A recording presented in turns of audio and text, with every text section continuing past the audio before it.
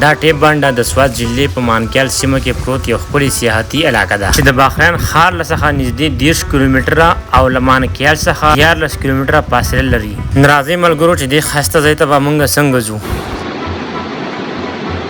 روان شوم ټیپ بانډې ته، موټرسایکل مې پرېښودو نتلو نو واپس شوم هغې خټان نه او روان شوم بانډې ته پیدله. ما سره مې هایکینګ سټیک راواخیستو او بیګ او ضرورت سامان او ځو ټیپ بانډې ته. دا ټیپ بانډې بیا لار ده، دا لاندې ووایي کتلی شئ چې څومره ښکلې او ښایسته نظاره ده. دا جبه میډوز ده او دا بیا بره لار ده ټیپ بانډې ته. دا چې تاسو کله ټیپ بانډې ته ځئ نو دا د ریډ بانډې سره خواته راځي. دا وړوکي وړوکي ابشار دي او ډېره ښایسته نظاره پیش کړي. دا پکې په لاره باندې واړه واړه خټونه رخ شوي دي.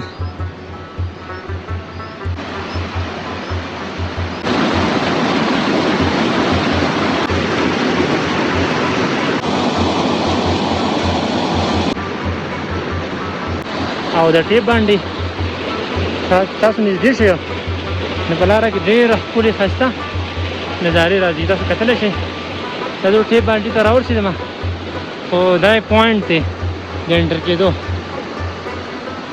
ډېره ښکلې او ښایسته نظاره ښکاري. راځئ چې ټیپ بانډې ته ورشو او تاسو سره ټیپ بانډې دا ښکلې او ښایسته نظارې وښیو. د دې په خوا به اوس ناستې ځو مخکې.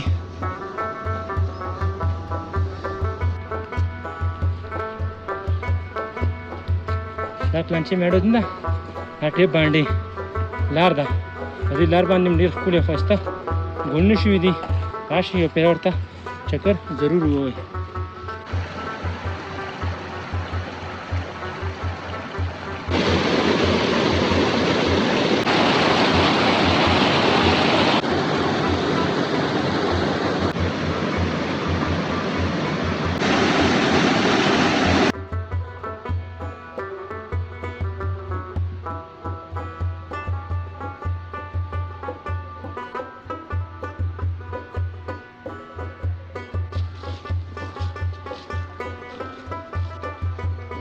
تاسو کتلی شئ ملګرو زه په دې وخت کې ټیپ بانډې ته راورسېدم.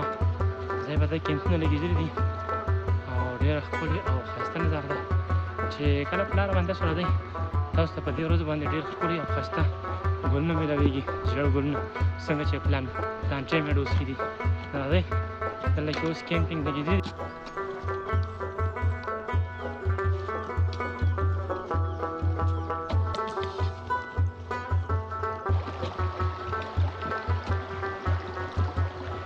ډېر والا خیر دی برابر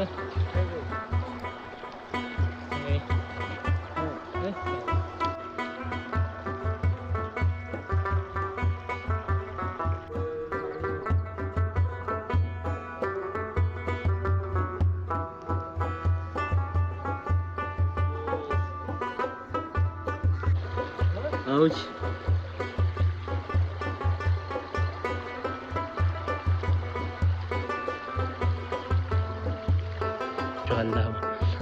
اسا دي تاسو دي دا اسپې دي بچي دي که نه؟